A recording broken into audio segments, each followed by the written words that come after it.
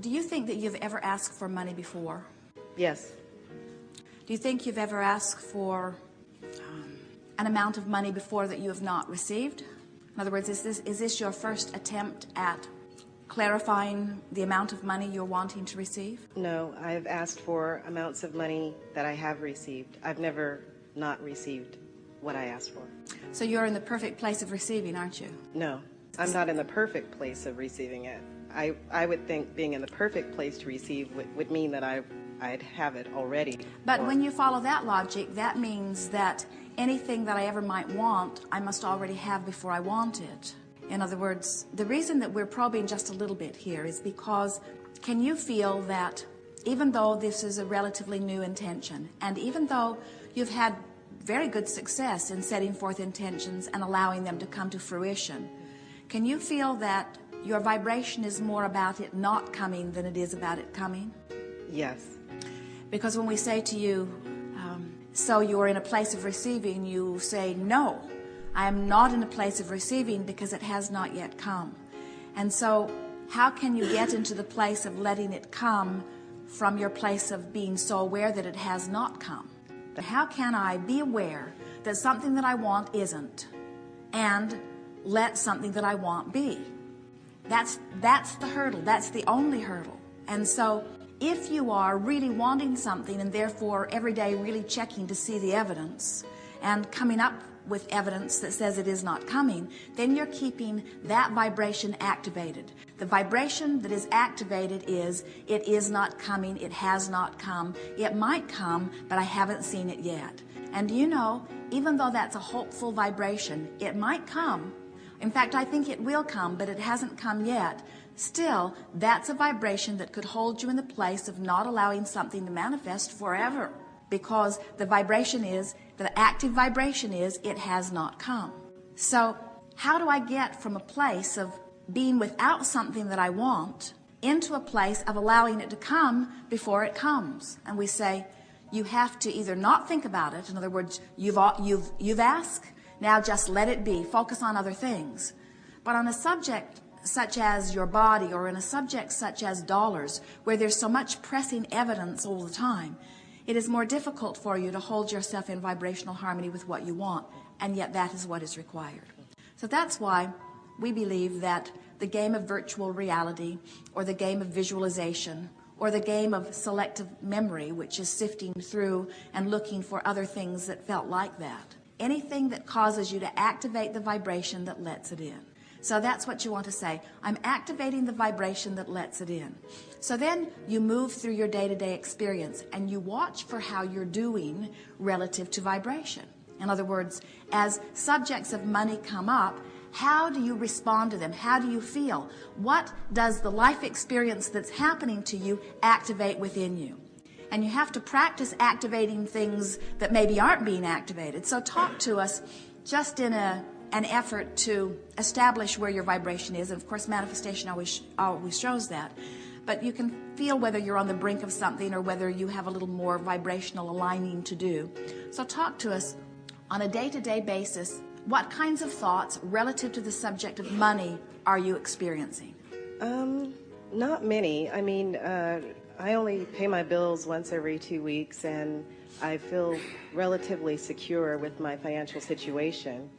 So I don't worry about money or fret about it. Good.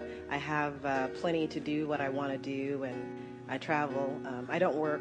I am looking for a job now because I think that it'll take my mind off of the winning the money. So what you're saying to us is I need something to do. You are living an abundant life already, yes, and it's coming to you with relative ease. And so you are very much in alignment. In other words, dollars in, dollars out, dollars in, dollars out. You are in alignment, but recently you have identified a new intention that goes beyond what you've ever yet allowed. And so now you're stretching to become a vibrational match to the new intention.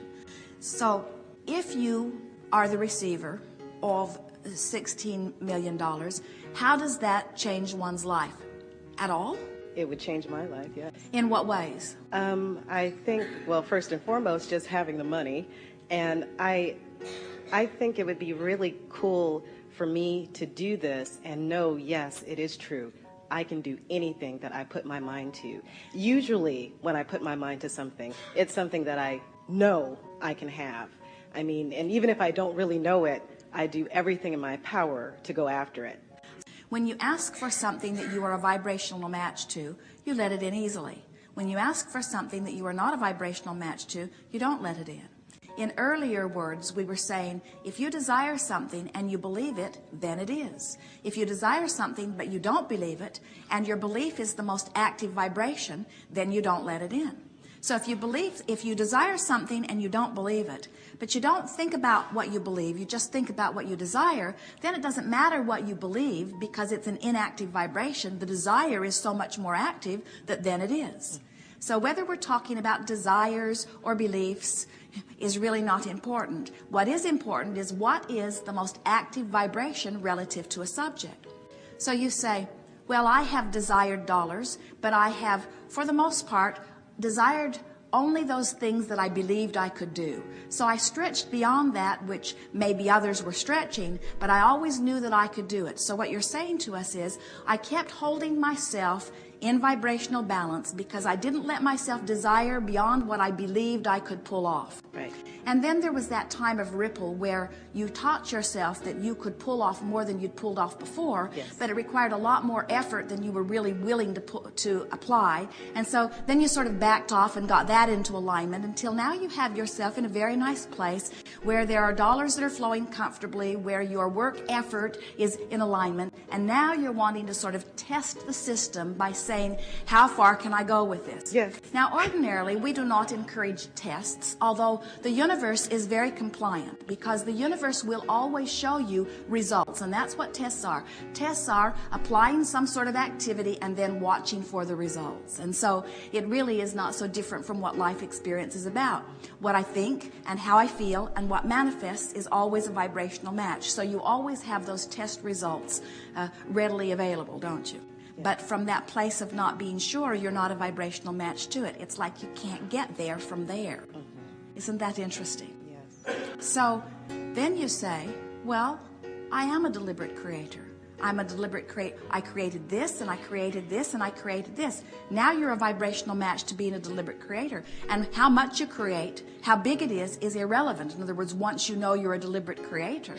And then you say, yeah, but I'm a deliberate creator because I've never asked for anything more than I knew that I could pull off through my belief system. And so now I want to be a deliberate creator that can go beyond what I believe. And we say, there you are, back in that place where you can't get there from there. So don't give up. Okay. So now you say, all right, why do I want $16 million? Why do I want it? Tell us again.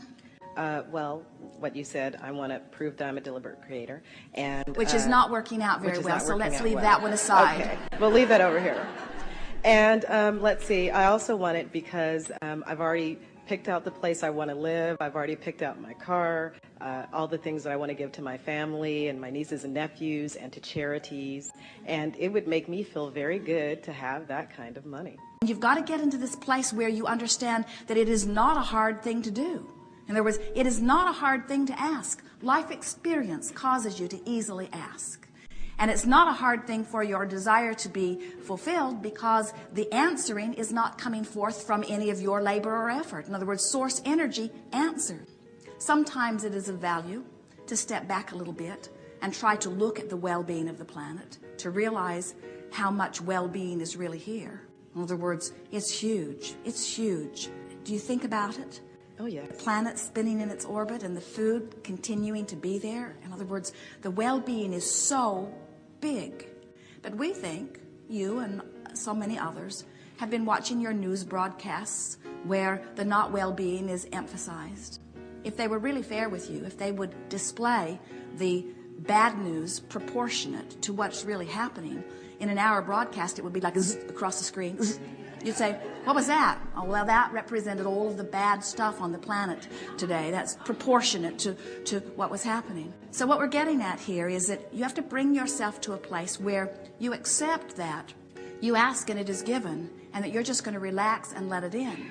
But there's something that goes wrong when you are, in some ways, justifying the 16 million that will come by saying, I will use it to help those who don't understand, For those who still think that it's hard, you've got to get into this place where you don't think it's hard for you and you don't think it's hard for them. You've got to get into this place where you say, creation is an easy thing. We're asking at all levels of our being, and source energy is answering. I'm going to relax and let this in.